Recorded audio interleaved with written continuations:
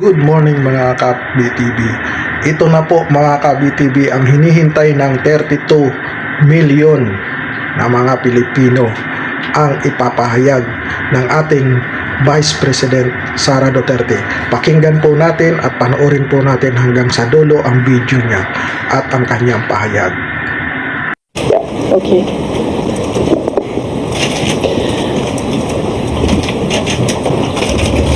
Assalamualaikum warahmatullahi wabarakatuh.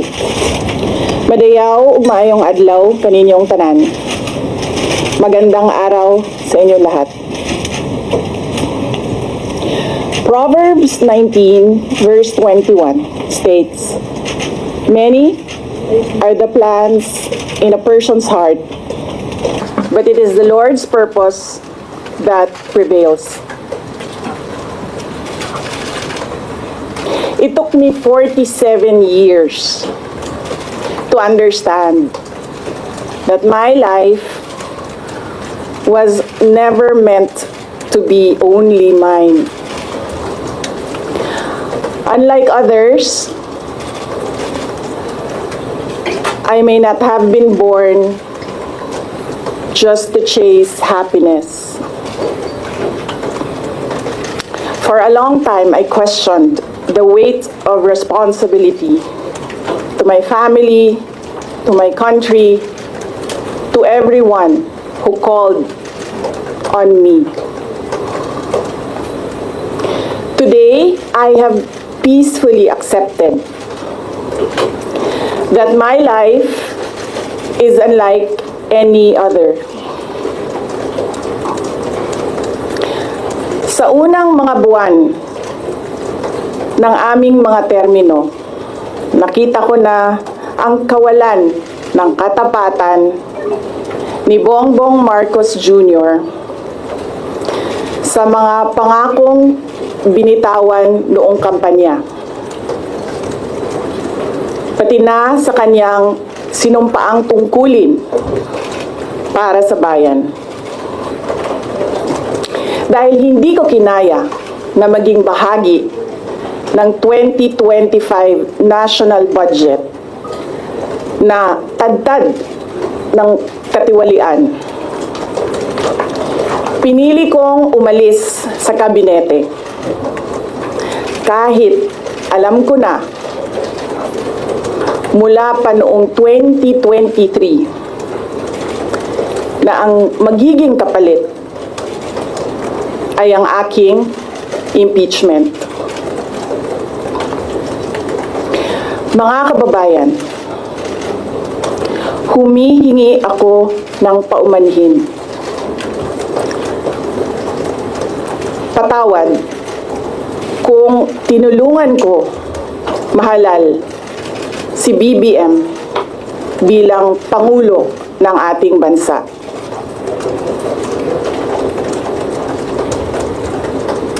Patawad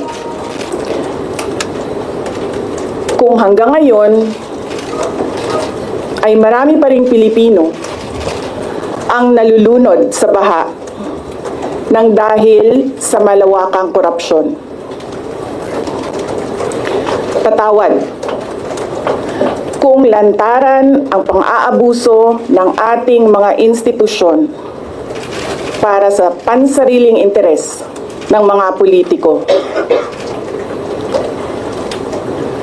Patawad kung patuloy ang pagtaas ng presyo ng mga pangunahing bilihin habang nananatiling kapos ang kita ng bawat pamilya. Patawad kung wala man lang tayong tunay na seguridad sa pagkain. Patawad kung may nagkakasakit at binabawian bigla ng buhay dahil sa kakulangan ng maayos at epektibong healthcare system. Hindi ako kailanman natakot sa pagsira nila sa pangalan ko. Ngunit, may takot ako para sa ating mga anak. May takot ako para sa susunod na henerasyon.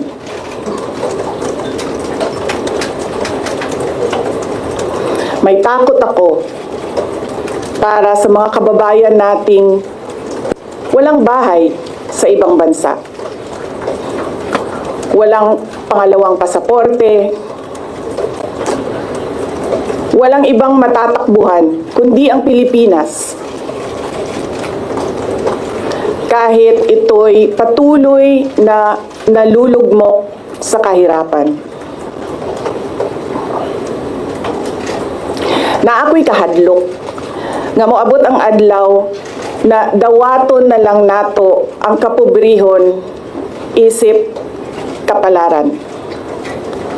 Nga maanad na ta sa sayop, nga mawad-an na lang ta og paglaom. Ug labaw sa tanan na ako'y kahadlok,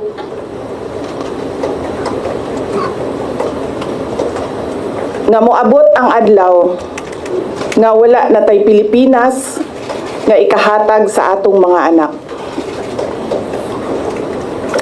I cannot kneel before each and every Filipino to beg for forgiveness. Instead, I offer my life, my strength, and my future in the service of our nation. Mga kababayan, ibalik natin ang tapang at malasakit para sa Diyos, sa bayan, at para sa bawat pamilyang Pilipino. Ako si Sara Duterte, tatakbo bilang Pangulo ng Pilipinas. Shukran. Any questions? First question. Next time na question. Oh. Thank you. Good morning. Iniwan ko kay JC yung kabuuan ng speech.